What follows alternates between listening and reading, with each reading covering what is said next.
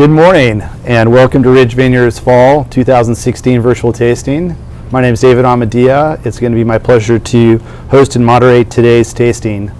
Thank you all for joining us. We're coming to you live today from our Lytton Springs winery in Dry Creek Valley. Right behind us is our Lytton Vineyard, planted in 1901, a mixed black vineyard, primarily Zinfandel with Petite Syrah, Carignan, and about 15 other varieties scattered out there. And that's the heart and soul of our Lytton wine, which we will be tasting later this morning. We'll be tasting with you 6 wines today from our fall release. The wines in tasting order are going to be as follows. We'll start with the 13 Montebello Chardonnay, then the Pagani Zin, 14 vintage, 14 Ponzo Zinfandel, 14 Lytton Springs, 14 Lytton Estate Petite Syrah, and the 6th wine will be the 2013 Monte Bello. All of the wines in today's lineup are fairly youthful. Hopefully you've had a chance to decant or double decant these wines. And also, hopefully you've had an opportunity to print out a tasting mat, something like that, and have all 6 wines poured out in front of you and you're ready to go. This tasting is an interactive event, and we really benefit from your questions and interaction, so we really value your questions, so please do send them through to us. You can either use the chat function or just send us an email at wholesale@ridgewine.com, and we'll pass all those questions along to our winemaking team and get you your answers. So joining us today are the key members of our production team, and I'd like to take a minute to introduce them. So first of all, I was supposed to first introduce to you John Olney, and John will be joining us in the tasting about halfway through, but we are in the middle of harvest and he's actually busy right at the winery right here taking care of a couple of things, but he will join us in a little bit and be able to talk about the wines, but we can't show you his handsome face at the moment, but he'll be joining us. Next, I'd like to introduce to you David Gates. David is our Vice President of Vineyard Operations. Joined Ridge in 1989 and is in his 27th vintage here at Ridge, and we're very, very pleased to have him with us this morning. Immediately to my left, I'd like to introduce Eric Baugher. Eric is our CEO of the Montebello winery and winemaker, joined Ridge in 1994 and is in his 22nd vintage at Ridge Vineyards. So I'd like to thank the panel for being here this morning. Obviously this is a very busy time of year. All of our wineries, or both of our wineries, are full of fermenting tanks, and David's got tons and tons of grapes still to pick. So for them to make some time to be with us this morning is greatly appreciated. Before moving you forward any further, I'd like to take a moment just sort of to actually acknowledge the retirement of Paul Draper as CEO and head winemaker at Ridge. This was announced about 2 months ago. And at the age of 80, and after 47 vintages at Ridge, Paul undeniably has earned the right to spend a bit more time with his family and to practice on being a grandfather. Paul's had a huge impact on all the people here at Ridge and all the people behind the table this morning. And these people with me this morning are now in charge of carrying forward Paul's legacy for another 50 years. And to quote Paul, we hope, yes. And this is a quote from Paul from his farewell address. Though I've done all the major tastings with Eric Baugher, John Olney, and David Gates, the wines of the last 10 years are theirs, not mine. So you already know the quality and style of the vintages to come. Close quote. So Paul is very confident in the ability of these gentlemen to maintain the quality of the wines, and these gentlemen are committed to adhering to the philosophies established by Paul and the founders of Ridge. Paul will remain as chairman of the board at Ridge, and we will continue to count on his guidance and his support moving forward. So there's probably no easy segue from that, but I'd like to segue to the 2016 harvest that we're right in the middle of right now, and check in with David and Eric on some of their early impressions of what's going on right now with the vintage. So maybe David, you want to start that off? Sure. Yeah. It seems like quality is very good this year. We're almost done with our Sonoma harvest. We only have a few, probably less than 10% of the grapes left on the vine. The old vines are still kind of suffering from the previous 4 years of drought, even though we had adequate rain, as we talked about last spring. We've had adequate rain this year, but the vines, it takes those old vines a few years to recover. So I expect that their yields will increase a bit next year because they look nice and healthy. They just don't quite have the cluster numbers that they normally would have. Young vines bounce back very nicely, as they tend to do. They get hurt probably the most initially by a drought, but they also can bounce back very quickly. At Montebello, we are blessed with a nice, decent crop of Cabernet Sauvignon. We've picked 2 little lots out of 40 more, out of 40 or more. So we're just dipping our toes into that. Yesterday we finished the Chardonnay at Montebello, and quantity is down, but quality looks very good.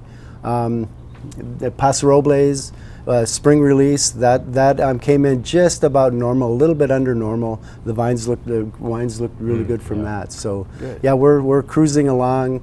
There's actually a bit of a separation this year, like it should be, between Sonoma, our Zinfandel harvest, and our Montebello red harvest. So that we're looking forward to that. Yeah, we kind of need that at the winery. Yeah, so I'm sure you're grateful for that, Eric. Yeah, the last couple of years they've been pretty much right on top of each other, but now we're just kind of finishing off fermenting Zinfandels. We still have a couple blocks of Petite Syrah, the essence that we'll pick and bring in.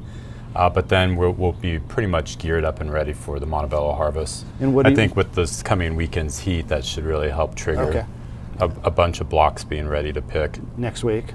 Yeah. Yeah, and as far as quality, I mean, oh my God, all the Zinfandel fermenters look great. I mean, really exciting quality. Deep color, really big, rich, ripe wines. Yeah, they're going to be, it's definitely an opulent vintage for Zinfandel. I think I heard you yesterday, you were comparing it to the 99 vintage. Yeah, definitely in that direction of really just fine quality tannins, deep color, a lot of aging potential I see behind the wines. And you're seeing that in the Geyserville and Geyserville, Paso, all the little ATP wines. Even the Syrah is phenomenal this year. Okay.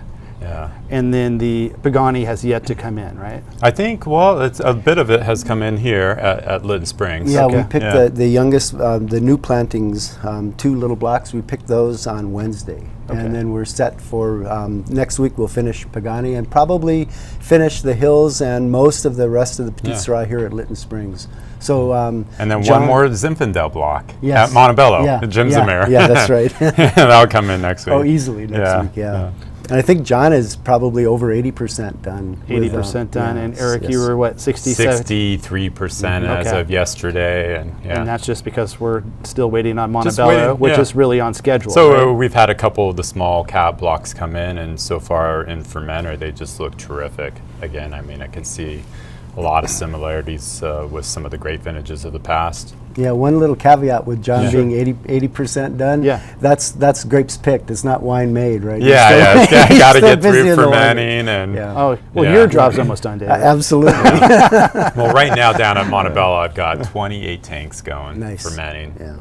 Yeah, you're a little nervous being about 2.5 hours away? No, everything's going. I checked in there this morning. You know, everything was on schedule for pressing. Awesome. Yeah. All right. Well, let's dive into the wines, Eric. Let me ask you to start off with the 13 Montebello Chardonnay. Great Montebello Chardonnay. It's a wine that we don't produce every vintage, and a wine we haven't released to the U.S. market in several years. So it's a good opportunity to refresh everyone's memories about what this wine is and how it's distinctive from the estate. Okay. Well, this grows on the northern slopes of Montebello Ridge. We've got 20 acres growing, but not all together. It's broken up into about 12 different plots, all harvested separately, brought to the winery as hand-picked clusters. We put the fruit into the press and gently extract the juice, sending it to barrel for natural yeast fermentation. We'll keep every single parcel separate in their own groups of barrels, let them go through a natural primary and secondary fermentation, which can take about 8 to 10 months to finish. Once they're all done, then we can sit down and do a big tasting and look at lots that have greater mouthfeel, richness, acidity, structure, really showing the limestone of the subsoil there at Montebello. And if those lots have that, then we have to see how well they blend together. And what we found in 2013 with just such a fine quality vintage, half the parcels had the Montebello character. Highest ever, right? The highest ever. Yeah. Yeah. So it made a decent enough size production that we were able to have enough for the U.S. market. Which is a treat. Yeah, it really is, and such an excellent Chardonnay. And why is it we're not able to produce it every year, the Montebello? Well, it's really, because it's a limited amount of acreage. I mean, the Montebello red Bordeaux varieties, we have so many parcels growing from 1,200 feet up to 2,700 feet. So depending on the growing season, there's always going to be an optimal area somewhere on the mountain to make Montebello Cab. Sure. Chardonnay, it grows pretty much at a fixed location. They're all very close to each other. Yeah. And they're more vulnerable to the vintage growing condition of whether or not you're going to get the quality to make the Montebello. Okay. But I can say we have a 14 to follow, a 15 that's also pretty amazing. So we're in a pretty good run here with Yeah. the quality of the Chardonnay vintages. Yeah, and with Yeah. 16 now in the house, I mean, it looks like another one, so we'll see. Well, that was a question from Christina's group in Idaho, and we now have a question also from Florida, from where Mike's at, Mike Trino, and Yeah. that is, and we've talked about the open space and how we've gained access to now 30 more acres that we're going to acreage, plant yeah. out. Are we going to be planting more Chardonnay on that acreage? Is there a plan to do that? We haven't discussed it, but well, we have planted another parcel at 2,700 feet at the top of the vineyard. So that's kind of our highest elevation point, just to see what can be achieved there with quality.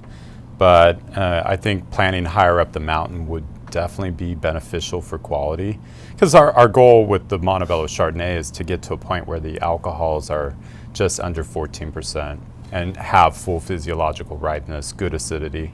So I think the higher up the mountain, the more exposure to the ocean will give us that. And when are we going to see a full crop from that new vineyard at the Well, we higher got our elevation? 5 buckets this year. 5 buckets this Next year will be twice. So yeah, no, next year will be a good, yeah, at least a ton. Oh, or a ton we'll and a half. we'll probably get between 1 and 2 tons Yeah. next year. So and a couple barrels next 2018, it'll be full production, Right. barring bad weather at Bloom. year. Yeah. And the Chardonnay we planted more recently also in the middle vineyard. Yeah, We're seeing that. 2,300 feet We're now. seeing full production on that now. We are, yeah. Yeah. But it hasn't set very well. I mean, this year, Chardonnay didn't set very well at all.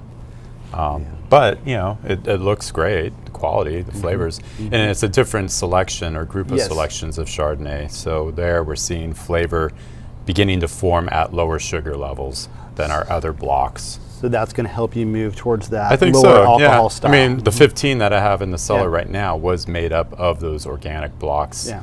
all picked up early, relatively early and low sugar. So 15 Montebello Chardonnay will be that first Okay. Montebello under 14%. That's terrific. Yeah. Well, I'm always impressed, and when I taste people with this wine and we go through it, they're amazed that it's barrel fermented, how much time it spends in oak, Yeah. because the oak is certainly it's present, but it's so much in the background. Yeah, because we're selecting the best American oak barrels and a few French. We're holding onto our barrels for about 6 years and dividing the lots across that wide range so that no single lot gets a heavy amount of new oak. And then once it's assembled, we send the wine back to the oldest barrels in the cellar, where it's not picking up any additional oak character, but instead it's just allowed to rest, settle, and be drawn off completely clear just before bottling, so we can bottle with no filtration. And it's during that 7-month extended aging that the wine can really integrate all its oak. In the simplest terms for the people in the audience, the taste profile difference between the Montebello Chardonnay and the estate, side by side, what would you say the major differences are? Well, the estate is going to have that stronger kind of tropical fruit, more pineapple, pear. It's going to be the fruit forward, maybe a little bit sweeter on the palate. Right. Nice long finish, but not nearly as long as the Montebello. This is going to be deeper. You're really going to see a lot more of the mineral character coming through. Right. That crushed rock. And also there's a bit of a salinity that you can feel from the ocean, Yeah. being so close to the bay. And then on the palate, much higher acid and a much stronger, longer finish.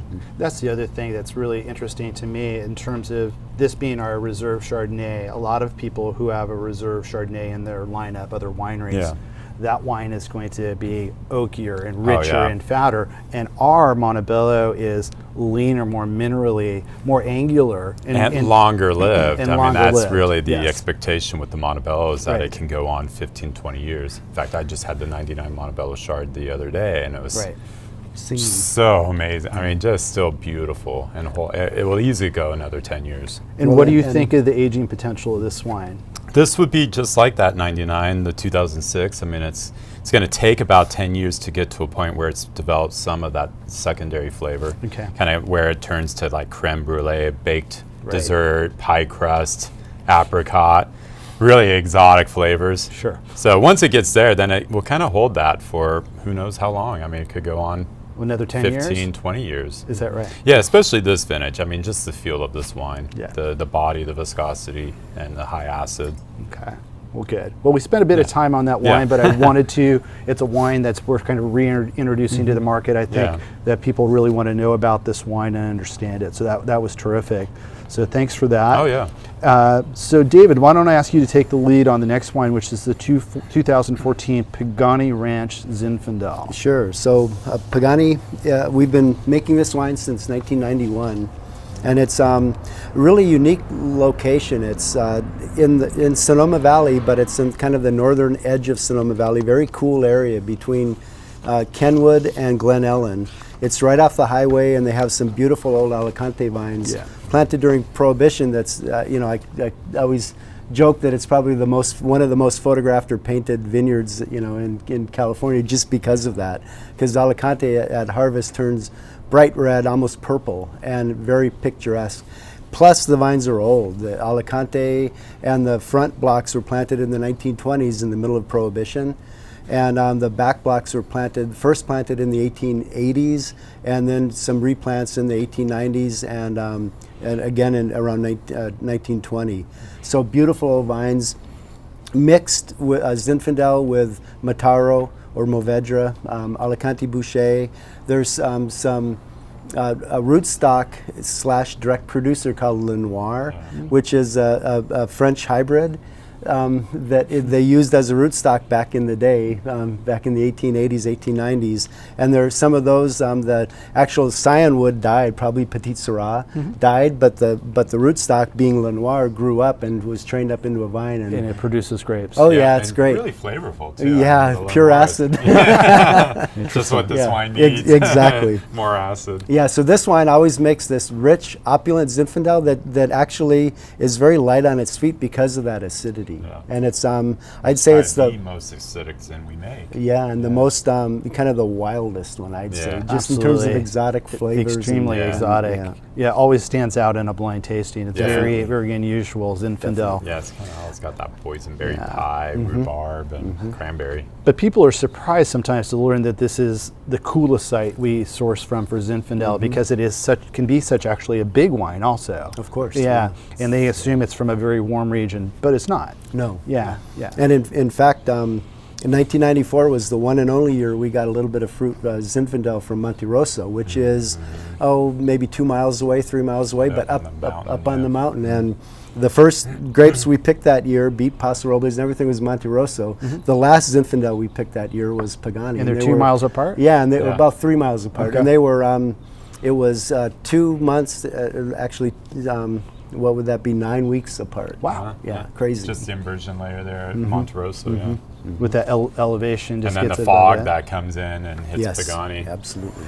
So, David, we've had now some questions about new plantings at Pagani. Forever, our sourcing has been strictly from the old vines there, but there's been some new plantings.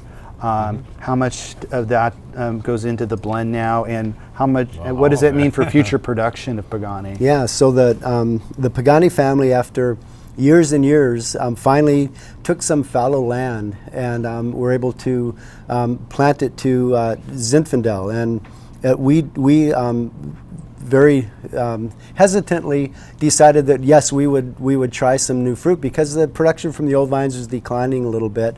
Our demand for Pagani is strong, and so I worked with Dino Amentiti, who's an heir and long-term farm manager of the Pagani ranch, and we worked out several different clones of Zinfandel interplanted with every 7th vine we put a Petite Syrah in. So it's about 14% Petite Syrah, 86% Zinfandel, and Dino farms it with my help when he needs it. And we do everything that at Pagani Ranch that we've done with our young vines here at Lytton Springs and at Geyserville, to try to make the best wine possible. In the end, though, it's all they're fermented separately. Yeah. And they in ripen the end, first. The older vines come in later. Absolutely. Yeah, so we look at those wines blind to see if they can actually improve the blend and make a Pagani. And so far they have. Yeah, And if I they mean, don't, 13, they'll 14 be vintages. probably go Valleys. to 3 valleys. Yeah. Yeah. And we might have to say 3.5 valleys, or no, I'm just teasing. Just teasing. It's a proprietary name. It's Yeah, but so far all the young vine fruit's gone into the Pagani. It's 13, 14, 15 That's very vintage encouraging. have it. Yeah, It's just turned out really excellent. Yeah. Yeah. And it's a lot more work to do that with young vines. I mean, I always joke that old vines in a good location, they take care of themselves. You prune them, you keep mildew off of them, and it's good wine. It'll make great wine. Yeah. The young vines take a lot of work to kind of whip into shape. As it Leaf is. pulling, dropping Leaf pulling. fruit. Well, and dropping fruit. Yeah, I mean, for the first 10 years, you have to drop almost half the fruit Yeah. every year. So a lot the of way labor. we grow them, yeah. A lot of labor. And you still get good yields. Don't get me wrong. So it does pay for itself, but it's a lot more work. Yep. So I have a couple of questions regarding Pagani from Idaho, for where Christina Donnelly has based herself today. So as most of us already know, we earlier this year we purchased the Geyserville vineyard and brought that into the fold as owned by Ridge. And so the question is, are we planning to purchase the Pagani vineyard? No, It's not for sale. yeah. So the Paganis bought the place in 1901, and so Dino is the fourth generation actually to actively run it, because his great grandfather ran it for a little bit. Yeah. And then they're pretty good people in terms of estate planning and whatnot. Okay. And so it's going to stay in their family, and I'm very excited that it's going to stay in their family, because they're very much vested in growing the best grapes they can, and I'd much rather buy some of our fruit and not own all of our fruit. little pressure off of you. I Yeah, a guess. little bit. Yeah. So But I mean, if they ever sell it, I'm sure we'd love to have it. yeah. Maybe. think about how much capital gains they'd have to pay on that if they bought it in 1901. Yeah. No, but it's Yeah. it's, Some it's huge something tax where when you look in at the wine industry, especially here in Sonoma County, with a lot of 3rd, 4th, 5th generation families that, whether they've branched into the wine business or still just grow grapes, it's really hard for them to keep going. And any time that we can have any help at all by paying premium prices for the grapes, keeping those historic vines in the ground and keeping that a historic family farming them, that's a win. absolutely. That's a win. Yeah. So another question regarding Pagani, with all of the Alicante that is planted there, this old vine planted during Prohibition, any plans ever to make a single varietal Alicante from that vineyard? Really have any- John, are you going to do that? Yeah. I mean, we did it back in the 90s. Yes. And for What 3 is that years, wine like on its own? Really rustic. Okay. Yeah, it doesn't age as nice. You really drink it young, and then it's got to be cut because it's so concentrated with Yes. color. So you it's cut it gotta with be Zin? cut with Zin, Well, just and so that that it color has is- some fruit and stabilize the color. Yeah, the color is unstable on its Yeah, own. it'll just get drops pretty right out? dry and bitter. So good as a blender, but not so good on its own. Yeah. It's actually great as a co-fermenter. Yeah, That's well, where it exactly. really- That's really the adds. best use Yeah. of it. Yeah. Yeah. Okay. All right. Yeah, I That's mean, a lot of terrific. this was co-fermented. So why don't we move forward to our next wine, which is also a Zinfandel, also a non-estate wine. This is from the Ponzo Vineyard in Russian River Valley. Also a cool climate. Yeah, cool climate, another cool climate Zinfandel, the 2014. David, you want to take the lead on that one too? Sure. So this is grown just south of the city of Healdsburg. It's just south also of the junction of Dry Creek with the Russian River. It's on completely different soil than we see here at Lytton Estate. It's sandy soil with a bit of loam in it. The climate is a bit cooler. It's one of the later grapes that we pick, ranches that we harvest. Is it in this year yet? It is. It is. It came in, and that's just because the fog, of course, in California, the fog comes from the mouth of the river, and each valley works its way in, so it hits Ponzo earlier in the evening when it comes up, and then it burns off later in the morning, so it just gets a little more fog. It's mostly Zinfandel. There's always a little bit of Petite Syrah on the oldest vines that were planted in the 1950s, and I believe this year, 14, we have 3 little blocks there, 2 younger blocks of pure Zin, and the old block that's about 20% Petite Syrah. All 3 went into this wine, and to me, this is singing right now. It's Oh, it just is. beautiful. I mean, gosh, it's Kind of Just right really on great release. vintage. Yeah. Yeah, this wine's always been one of my favorites. I love the wild strawberry. Yeah. Yeah, it's just got a very Got some distinctive. tropical notes as well. Love the weight of that. So I'd like to welcome John Olney to the table. Yeah. Hello. Hey. I hope I didn't photobomb the whole. Everything Just okay some back time. there? Yeah. Okay. We leveled out the ship. Good. So we're actually tasting the 14 Ponzo right now, John. So Third glass. third glass in. So really- thanks for joining us. I know it's a really busy time for you, so it's appreciate it. Any comments on the 14 Ponzo? I'm putting you right on the spot. Sit down. And Yeah, get you well, right to work hopefully I here. won't contradict everything you guys say. Too late. But Yeah. no, I mean I think it's a really good example of the Ponzo. A lot of elegance. Really upfront fruit, pretty soft. It's a little more. The 14 to me has a little somewhat darker fruit than typical, a little more briary than usual. But otherwise, I think it's pretty spot on. Yeah, it's super elegant. I mean, and really nice oak integration. I mean, that's excellent. It's a good point. We're tasting 1, 2, 3 Zinfandels from the 14 vintage. We haven't really talked about the specifics of the 14 vintage. Obviously, a drought harvest. But And the driest year of the drought too. I mean, really I can't short. It was like 10 inches or so. I mean, rainfall. It I was know. a We're in the third middle of of our 16. I normal. can remember 15. But really fast early harvest Very too. much We were so. into harvest August 15th or so. I mean, Yeah, the vines really felt the drought in 14, Yeah. and the crop surprisingly wasn't. It was down, but it was just below normal, more like this year.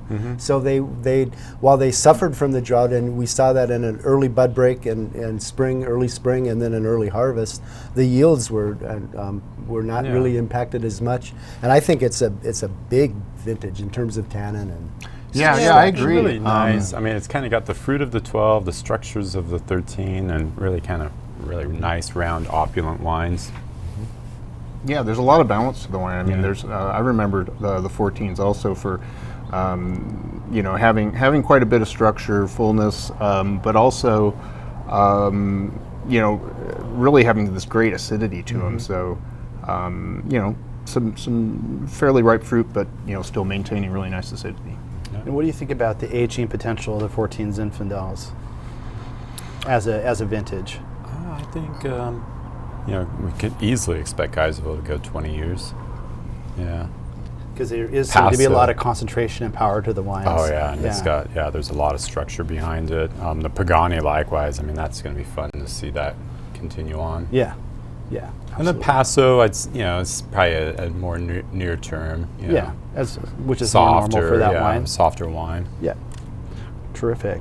Well, why don't we move forward now to the third Zinfandel in our lineup, which is the 14 Lytton Springs. Yeah. And John, we're going to put you to work again. Okay. Take the lead on this wine as well, please. Sure.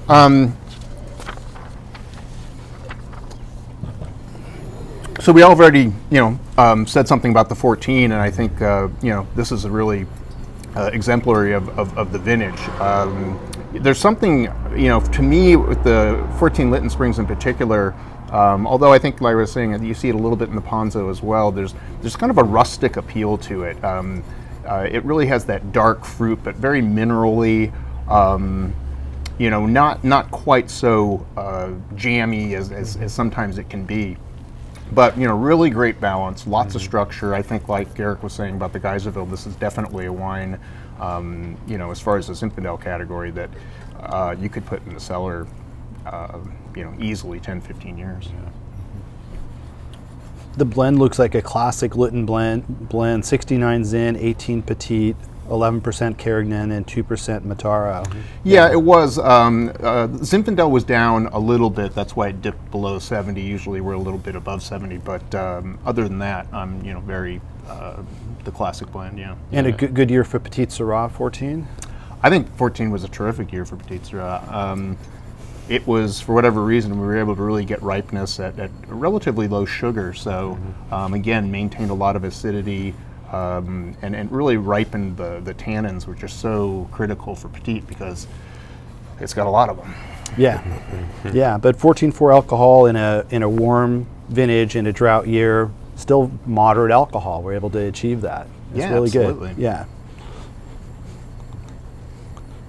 And I think that's critical. We talk about it quite a bit, I think. But I think if you take this wine and you put it in a 15.5% framework, and I think you really lose some of that completely distinctness. different. Yeah, You'd lose a lot of the finesse in the nose, definitely. and the freshness too. I think that Yeah. would just go away. And you'd have something heavy and a little broad, and of course sweet, probably some Absolutely. residual. Yeah, this is a very characteristic Lytton. The nose and the taste. So we have this beautiful eye candy behind us, John, which is the Lytton Vineyard, planted over 100 years ago. And David, feel free to comment on this. But what's special about this site right here, and how does that impact what's in the glass here? Well, number one is you couldn't come up with a more classic example of a California field blend. If we turned around and went for a walk, we'd see 5 Zinfandel vines, and then we'd see a Petite, and over here a Carignan. So, I'm always kind of amazed at it's kind of uncanny to think that 100, or more than 100 years ago, I think there was some method to the madness, and people were actually selecting specific varietals that complemented each other, and we really get to take advantage of that, even more so with the old vines. That's great. And soil type here, and different from Geyserville. We're not tasting the Geyserville today, but that's always what people want to know, is that here's these two vineyards, very close, 2-3 miles apart, but very distinctive in style. So what are the differences, Eric, between Geyserville and Lytton? Huge difference, just a mix of varieties. They're both Zinfandel based, but at Geyserville, there's a lot of Carignan in the inner plant, along with Petite Syrah as the third grape. So it really just sends the flavor, character of tannins in a different direction. And then the subsoil there, it's an ancient riverbed, so very rocky, stony soil, good drainage, and lots of old vines. Yeah. Yeah. That's an exercise we love to do when we have visitors, is to have the wines Taste tasted the two, blind, side by side. You And can easily see the difference. yeah. So they're pretty distinctive and pretty easy. Well, easy for us, because we For taste it us, every yeah. day, to taste the difference between the two sites. Yeah. And that's really what we're about at Ridge, is finding these distinctive every sites. single one has a unique character to it. Yeah. That's made up a lot by the soil, microclimate, and then just the different mix of varieties in the individual vineyards. Okay. Well, we got a question from Minnesota, so we have to direct that at David Gates. It better be a softball. It gotta is. speak with the Minnesota. And it's right up your alley too. Can we get a status on our organic farming? Oh, sure. Yeah. We are progressing slowly but surely. We have all of Rooston certified organic, including all the new blocks where we haven't even picked grapes yet. So Which is at Montebello. At Montebello, Yeah. thank you. Yeah. Here in Sonoma, we have about 80% of Lytton certified organic. The blocks that aren't certified are on the steeper side of the slopes, either facing toward the Alexander Valley or facing toward Dry Creek Valley. At Whitten Ranch, which we were lucky enough to purchase after leasing it for 20-something years, that's 100% organic. The rest of Geyserville, there are 2 little blocks totaling 5 acres that are not yet organic, but they will be in another year after the 17 vintage. So for the 18 vintage, they'll be organic. And so we're just poking along. So of all the acres that we farm ourselves, what percentage would you say roughly are organic at this point? It's about 75%. 75% of all of our acreage is now certified. And then with another percentage in the process of being certified? Yes, another probably about 8 or 9%. So we'll be over 80%, 84%. Right. Yeah. Pretty good. That's pretty impressive.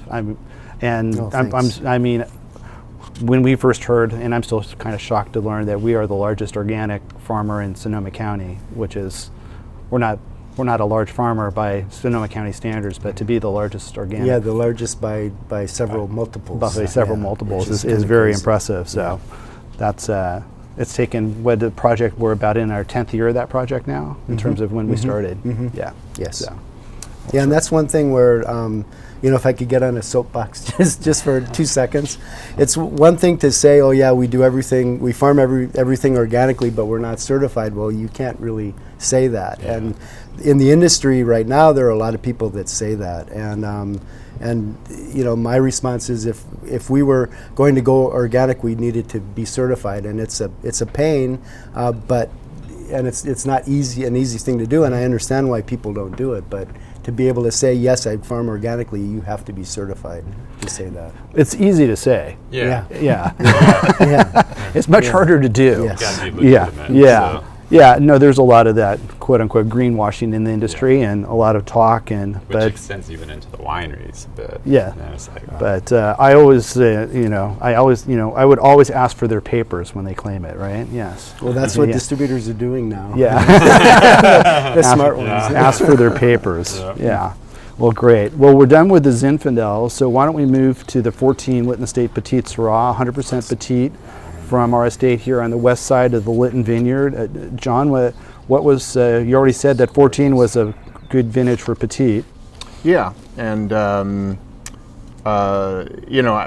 Petite Syrah is, as we mentioned before, I don't think there's much guessing as to why it was originally planted as a field blend varietal. I mean, it really brings all the color and the tannin that Zinfandel sometimes doesn't have, and it's it has a lot of it, and it really has probably more than you really want to extract during fermentation, which is one of the things that it's a challenge making it, I think, but it's a challenge that I've warmed up to over the years.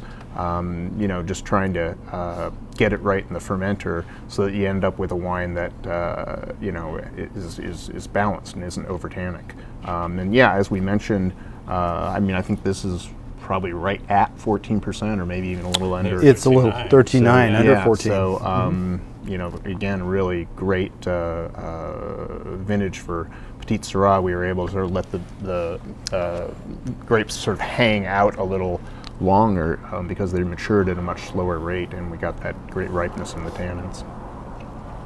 So how long was the fermentation on this? On these lots? Yeah, there were a couple different lots. They all came from Lytton West, and probably the main one that which is 39 was no more than 5 or 6 days in the fermenter, and then we pulled it off the skins, and then pressed it so it continued, sort of finished fermentation off the skins. Yeah.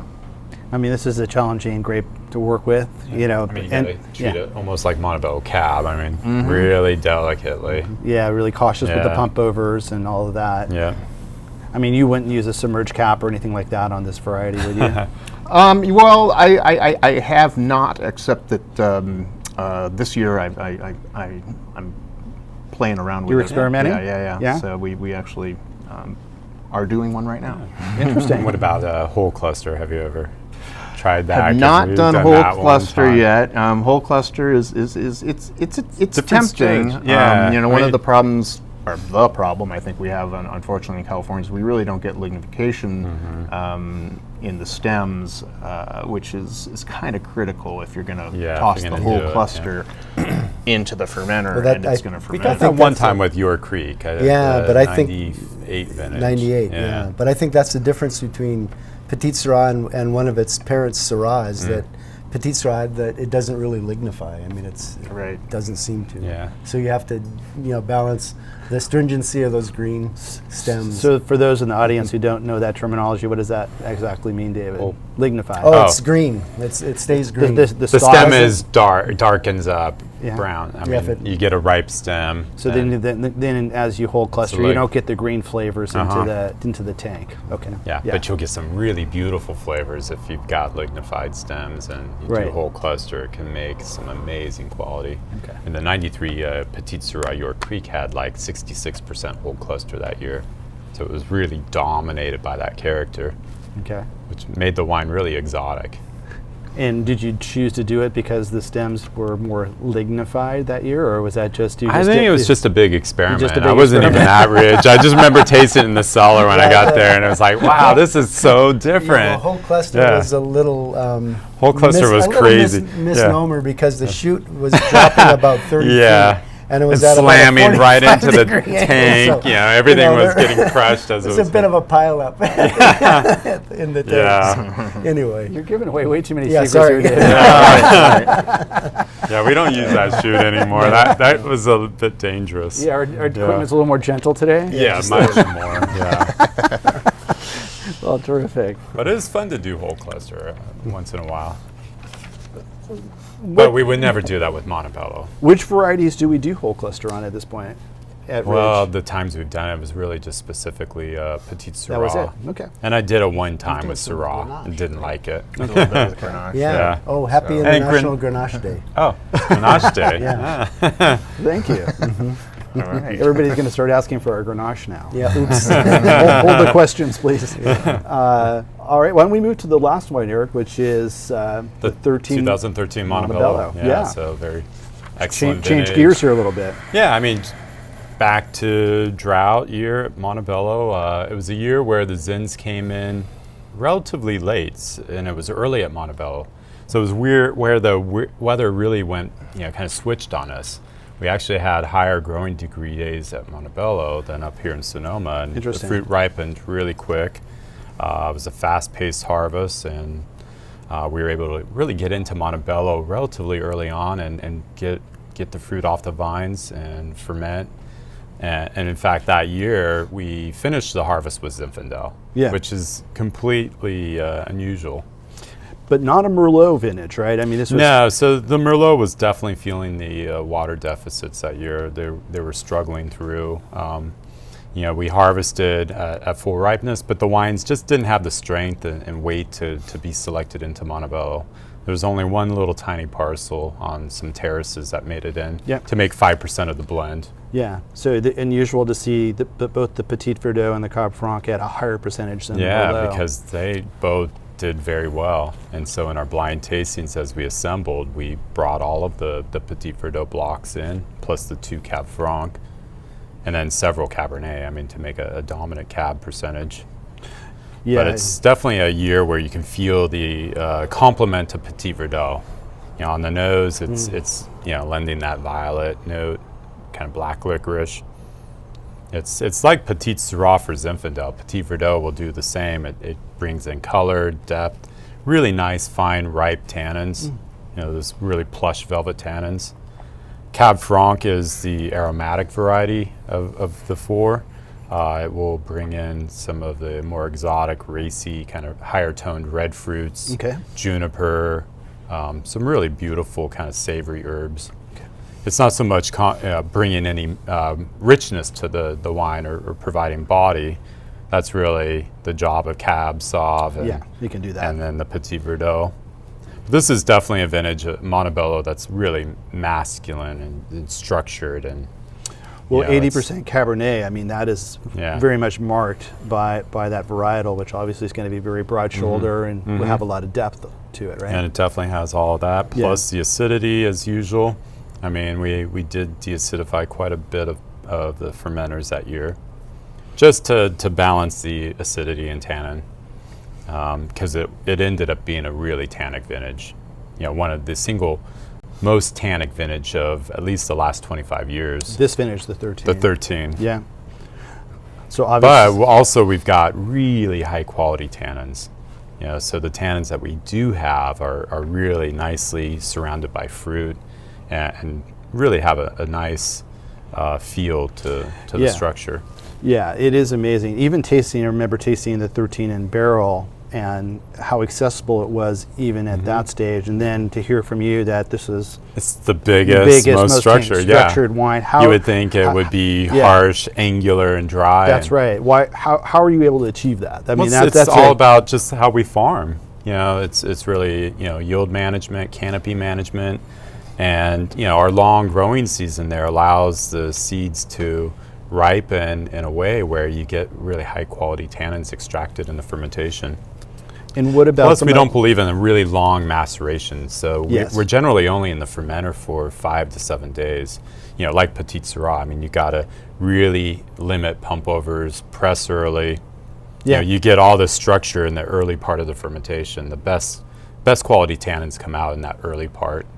And can you touch a little bit on how we handle press wine? Because that's such a unique Yeah, way of it's- winemaking that we utilize at Ridge. Yeah, so of all the parcels as they come in bit by bit, fermented in their own tanks, get pumped over, extracted, fermented out, they go to the press. We load the press with the fermented skins and pull off 5 different fractions. Right.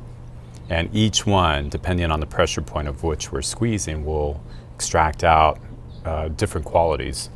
So, you know, there's this one little magical fraction right at the midpoint of the press operation. It's like the elixir. I mean, it has the essence of the grape in it. So that tiny little fraction, if it's really powerful stuff and the free run that we first drawn from the tank needs a little bit of body, we can add that small amount back. Yeah. It might be a 2-3% addition, but it'll have like a 20% effect on the wine. So we'll do that, carefully tasting those fractions, deciding what joins the free run, but generally most of it has to be held out. Yeah. And that is unique. I mean, how would the average winery handle their press wine? How They dare- would do first squeeze, you know, the P1, P2. And generally first squeeze is always considered same as free run, so they automatically just without really send tasting that. it or being cautious Yeah. about it. Yeah. But what we find is that very first, you know, quarter of an atmosphere of pressure squeezing against the skins, it pushes out some of the most astringent tannins. You know, the body of the wine is thin, it's herbaceous, it's really aggressive stuff, so we always keep that portion out. So you start with approximately 40 different lots at Montebello from Yeah. the lowest elevation to the top with all the different varieties. Yeah, well, Yeah. generally we even subdivide Yes. pickings of those blocks, and we end up with 70 fermentations. And then And and then 5 further divide categories it. of press Yeah. between those, so you end up with hundreds of barrels of press wine that we then go through after the harvest and begin combining into the different categories and qualities. It's a somewhat Uh, complex exercise. And then I go down to the egg ranch, Yes. get the fresh eggs, and we begin looking at, you know, additions of egg white to. Only organic eggs, Yeah. right? Oh, they are. Yeah. That's good. But yeah, the Montebello itself will not have any fining. I mean, we're really dialing in just the right structure into the free runs. So we We might then send those to barrel. Yes. They're all individual lots, resting in all brand new American oak barrels, finishing malolactics. Usually late January, early February, we then go through the tasting of all the lots to pick and choose the most distinctive that have the highest quality tannins that then can work well together in a blend. And so every year, depending on what type of growing season we've had, the amount of Cab, Petit Verdot, Merlot, Franc can go up and down. Absolutely. So with the press wine that's kept separate, you'll fine it, and then potentially it could go into the estate, or potentially we can just bulk or it it's out. bulked out. Just bulked yeah. out. Okay, just so Like the people know where that 13, it goes. was so tannic. Yeah. There was hardly anything we could do. I mean, I hit it with, I think, a total of 48 egg whites per barrel. 4 dozen eggs. I mean, it's a huge amount of egg whites, and it was still tannic. That's a big omelet. Yeah. It's a big omelet. All right. Yeah. Well, good. Well, I think we're coming to the end of our tasting here, everyone. I want to thank John, David, and Eric for during a very busy time to spend some time with us this morning. We appreciate your attention. Good luck with the fall releases. I think you'll be very successful with them. And we'll look forward to seeing you spring 2017. Thanks a lot. Have a good day.